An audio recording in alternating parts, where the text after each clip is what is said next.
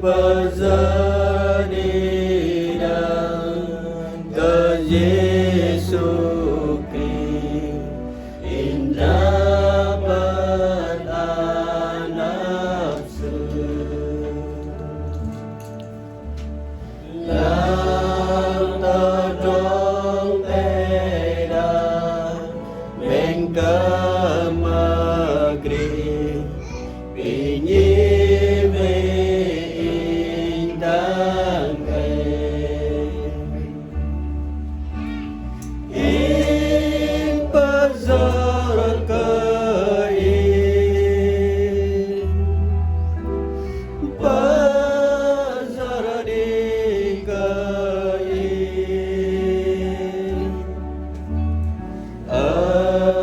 Yesus jangan makau janin pazar kain